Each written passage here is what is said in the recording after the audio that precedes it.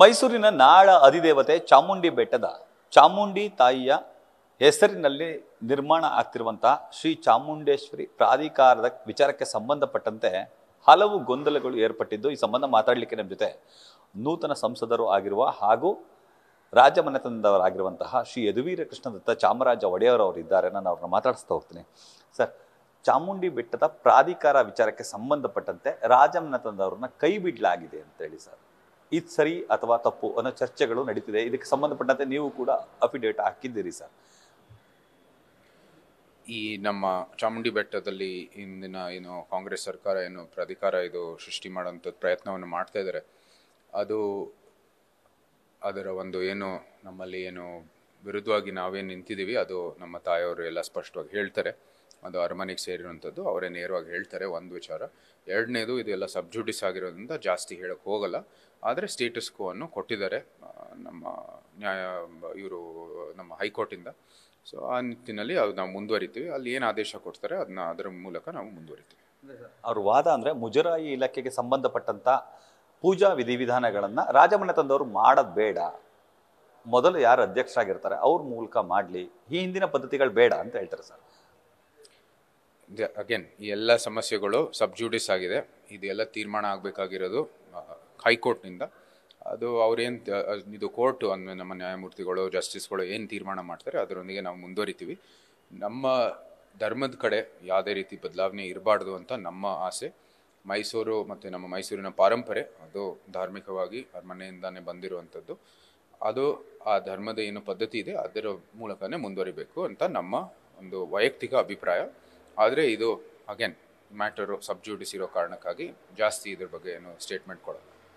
ಇದ್ರ ಜೊತೆಗೆ ಸರ್, ಚಾಮುಂಡಿ ಬೆಟ್ಟ ಅಷ್ಟೇ ಅಲ್ಲ ಸರ್, ಚಾಮುಂಡಿ ಬೆಟ್ಟದಲ್ಲಿ ಇರುವಂತಹ ಆಸ್ತಿಗಳೆಲ್ಲವೂ ಕೂಡ, ಈಗ ಫಾರ್ ಎಕ್ಸಾಂಪಲ್ ಅದರಲ್ಲಿ ರಾಜೇಂದ್ರ ವಿಲಾಸ ಅರಮನೆ ಕೂಡ ಬರುತ್ತೆ, ದೇವಿಕೆರೆ ಕೂಡ ಬರುತ್ತೆ, ಅದು ಇಲ್ಲ ನಿಮ್ಮ ಖಾಸಗಿ ಆಸ್ತಿಗಳು, ಅದನ್ನು ಕೂಡ ಪ್ರಾಧಿಕಾರದ ವ್ಯಾಪ್ತಿಗೆ ತರಬೇಕು ಅನ್ನೋದು ಸರ್. ಅದಂಥದ್ದು ಮಾಹಿತಿ ನಂಗೆ ಗೊತ್ತಿಲ್ಲ. ಅದು ಅಂದರೆ ಅಂದಿನ ಬೆಟ್ಟದಲ್ಲಿ ಏನು ಗ್ರಾಮ ಪಂಚಾಯತಿ ಇದೆ ಅದರ ಒಂದು ಅಧಿಕಾರದಲ್ಲಿ ಇರುವಂಥದ್ದು ಆಸ್ತಿಗಳು, ವೈಯಕ್ತಿಕ ಆಸ್ತಿಗಳು. ಮತ್ತು ಅದರ ಜೊತೆಗೆ ನಮ್ಮದು ಆದ ರೈಟ್ ಟು ಪ್ರಾಪರ್ಟಿ ಇದೆ, ಸಂವಿಧಾನ ಸೃಷ್ಟಿಯಾಗಿರೋ ಸಮಯದಿಂದ ಬಂದಿರುವಂಥದ್ದು. ಅದೆಲ್ಲ ನಾವು ನೋಡ್ಕೋತೀವಿ, ಎಲ್ಲ ಕಾನೂನಾತ್ಮಕವಾಗಿ ಮುಂದುವರಿತೀವಿ ಸರ್. ಈ ಹಿಂದೆ ಕೂಡ ಸಾಕಷ್ಟು ವಿಚಾರಗಳು ಇದೇ ರೀತಿ ಚರ್ಚೆಗೆ ಗ್ರಾಸ್ ಆಗ್ತಿದ್ವಿ ಸರ್. ಉದಾಹರಣೆಗೆ ಬೆಂಗಳೂರಿನ ಅರಮನೆ, ಮೈಸೂರಿನ ಅರಮನೆ, ಕುರುಬಾರಳ್ಳಿಯ ಆಸ್ತಿ, ಲಲಿತ ಮಹಲ್ ಹೆಲಿಪ್ಯಾಡ್, ಹೀಗೆ ಹಲವು ವಿಚಾರಗಳಿಗೆ ಸಂಬಂಧಪಟ್ಟಂತೆ ರಾಜ್ಯಮನೆತನ ಹಾಗೂ ಸರ್ಕಾರದ ನಡುವೆ ಸಂಘರ್ಷಗಳು ಏರ್ಪಡ್ತಾನೆ ಇದೆ ಸರ್. ಇದಕ್ಕೆ ಪರಿಹಾರ ಇಲ್ವಾ ಸರ್? ಪರಿಹಾರ ಬರಬೇಕಾಗಿರೋದು ನಮ್ಮ ಇವತ್ತಿನ ಏನು ಜಸ್ಟಿಸ್ ಸಿಸ್ಟಮ್ ಇದೆ ಅದರ ಮೂಲಕ ಬರುತ್ತೆ. ನಮಗೆ ಸಂಪೂರ್ಣವಾದ ವಿಶ್ವಾಸ ಇದೆ ನಮ್ಮ ಜಸ್ಟಿಸ್ ಸಿಸ್ಟಮಲ್ಲಿ ನಮಗೆ ನ್ಯಾಯ ಸಿಗುತ್ತೆ. ಈ ವಿಚಾರಕ್ಕೆ ಸಂಬಂಧಪಟ್ಟಂತೆ ಸರ್ಕಾರ ರಾಜಮನೆತನವನ್ನು ಟಾರ್ಗೆಟ್ ಮಾಡ್ತಿದೆ ಅಂತ ಏನಾದರೂ ಅನಿಸ್ತಿದೆ ಸರ್? ಅಗೇನ್ ಹೌದು, ಅವರು ಏನು ಮಾಡ್ತಾ ಇದ್ದಾರೋ ಇಲ್ವೋ ನೀವು ಅವ್ರನ್ನೇ ಪ್ರಶ್ನೆ ಮಾಡಬೇಕಾಗಿದೆ. ನಮ್ಮ ಮೇಲೆ ಏನಾದರೂ ಇಂಥ ಸಂಘರ್ಷಗಳು ಸೃಷ್ಟಿ ಮಾಡೋಕ್ಕೆ ಪ್ರಯತ್ನ ಮಾಡ್ತಾ ಇದ್ರೆ ಅಥವಾ ಅರಮನೆ ಮೇಲೆ ಅದರ ಅರಮನೆಗೆ ಸೇರಿರುವಂಥದ್ದು ಆಸ್ತಿ ಮೇಲೆ ಅವ್ರು ಏನಾದರೂ ಕಣ್ಣು ಹಾಕಕ್ಕೆ ಹೋಗ್ತಾ ಇದ್ರೆ ಸರ್ಕಾರದ ವತಿಯಿಂದ ನಾವು ಯಾವಾಗಲೂ we will always fight it.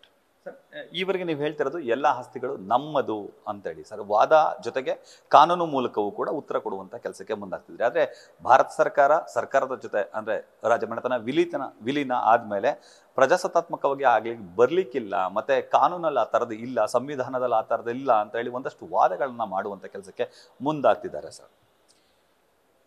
ನಮ್ಮ ತಂದೆಯವರು ಕೂಡ ಸಂಸದರಾಗಿದ್ದರು. ಇದು ವಿಚಾರಗಳು ಏನು ಬಂದಿದೆ ಅಂದರೆ ಅರಮನೆದು ಏನು ಆಸ್ತಿ ಇದೆ ಅದು ವೈಯಕ್ತಿಕ ಆಸ್ತಿ.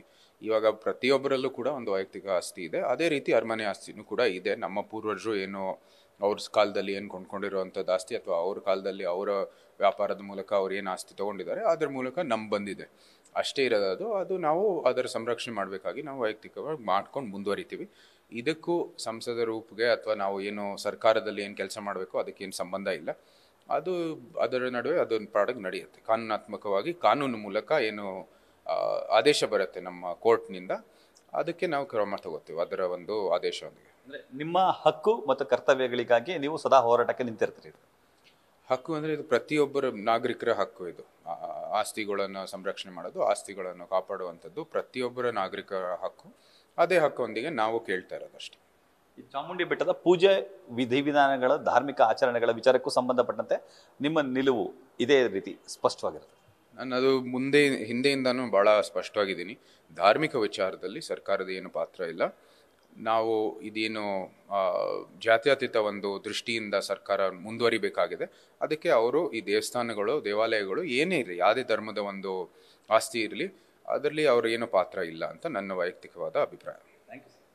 ಇದಿಷ್ಟು ಸಂಸದರ ಹಾಗೂ ರಾಜವಂಶಸ್ಥರಂತಹ ಶ್ರೀ ಯದುವೀರ್ ಕೃಷ್ಣದತ್ತ ಚಾಮರಾಜ ಒಡೆಯರ್ ಅವರ ಮಾತುಗಳು.